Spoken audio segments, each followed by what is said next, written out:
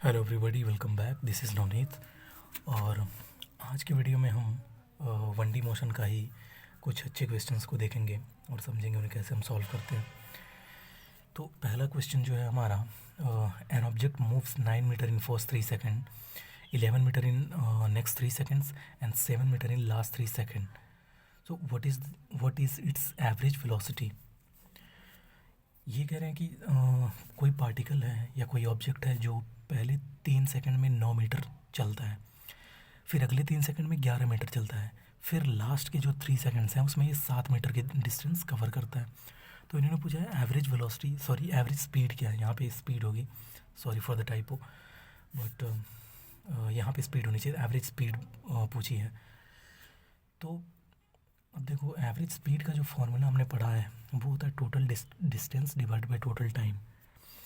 Distance और displacement में difference होता है, ये हमने पहले की वीडियोस में डिस्कस किया, आप देख सकते हो।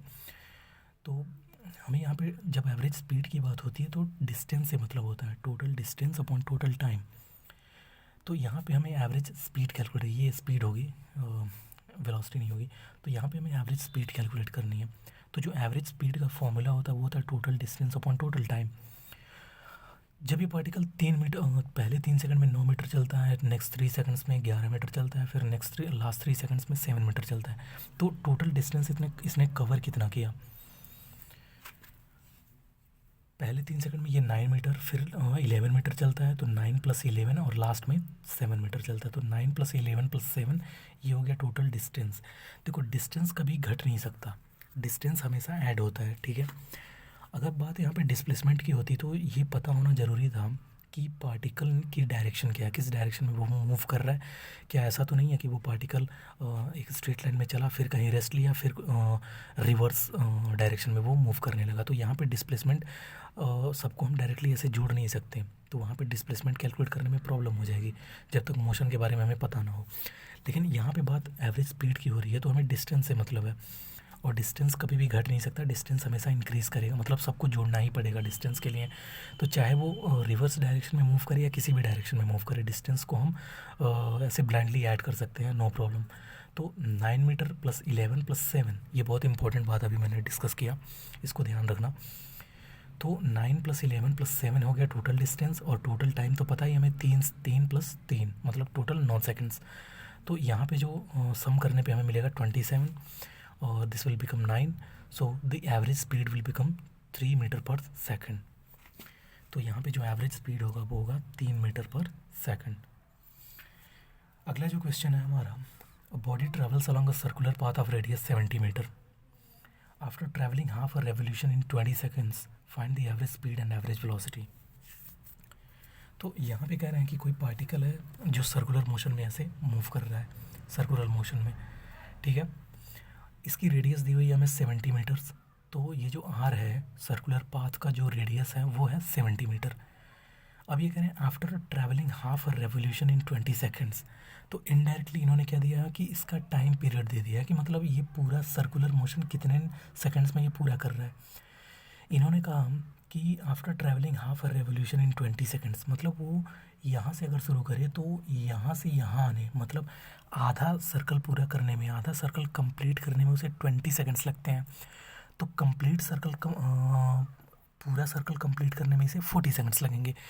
और यहाँ पे इसकी एवरेज जो, मतलब इसकी एंगुलर वेलोसिटी है वो कांस्टेंट है, हमें एक्सेलरेशन के बारे में कुछ नहीं दिया है, तो हम ये मान के चलेंगे कि यहाँ पे इन्होंने जो एंगुलर स्पीड दी हुई है, एंगुलर वेलोसिटी नहीं, जो एंगुलर स्पीड है वो कांस्टेंट है, ठीक है। तो इस सर्कुलर मोशन की जो एंगुलर स्पीड इन्होंने कांस्टेंट दे रखी है, तो अगर ये हाफ सर्कल 20 सेकंड्स में पूरा करता है तो ये जो पूरा सर्कल होगा वो 40 सेकंड्स में पूरा करेगा। ये तो बस फॉर द इन्फॉर्मेशन था, बट हमें यहाँ पे उससे मतलब नहीं है, हमें मतलब है एवरेज स्पीड कैलकुलेट करने और एवरेज वेलोसिटी से।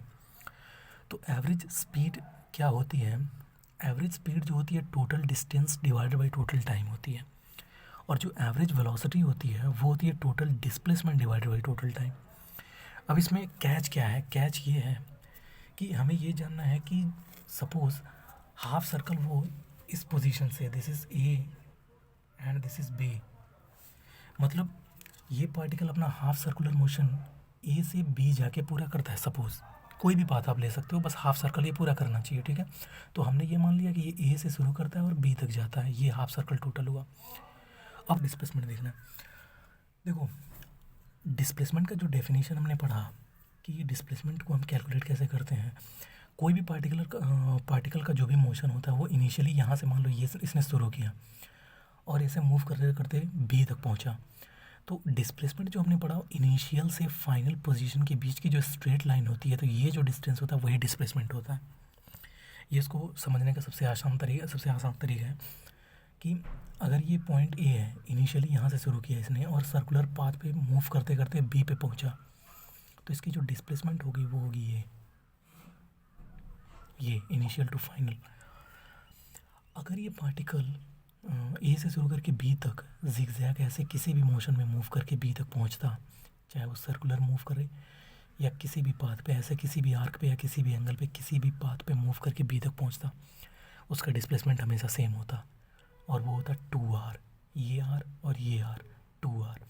तो यहाँ पे जो डिस्प्लेसमेंट होगा वो होगा 2r और r हमें दिया 70, so the displacement will become 140 metre.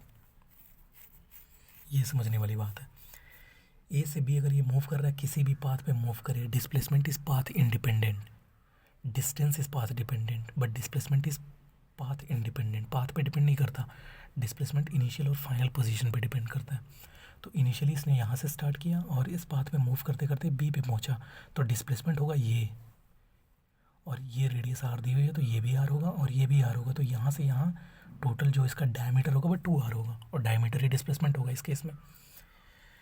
तो यहाँ पे जो डिस्प्लेसमेंट होगा वो होगा 140 मीटर और टाइम हमें दिया है 20 सेकंड्स, क्योंकि हाफ रेवोल्यूशन पूरा करने में वो 20 सेकंड्स लेता है।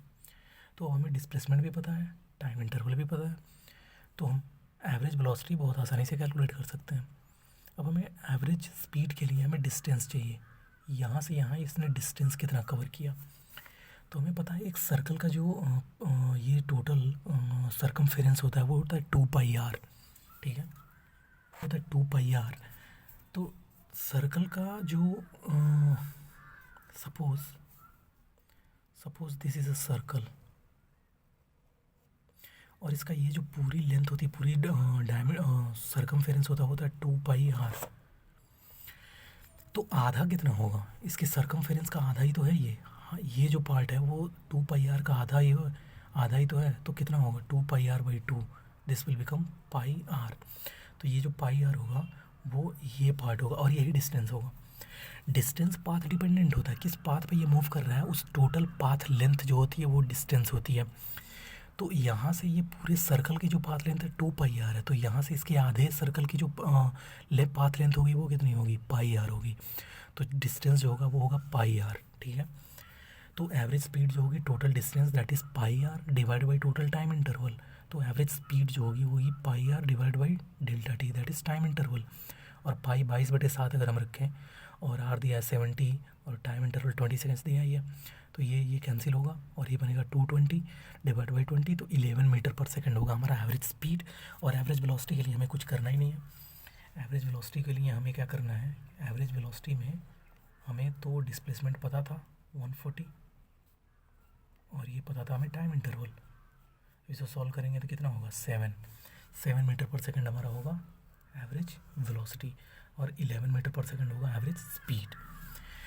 तो आई होप ये वीडियो आपको समझ में आया होगा, क्वेश्चन सारे समझ में आएंगे, कोई भी डाउट नहीं होगा। और कोई डाउट है तो कमेंट सेक्शन में ज़रूर पूछें, ठीक है।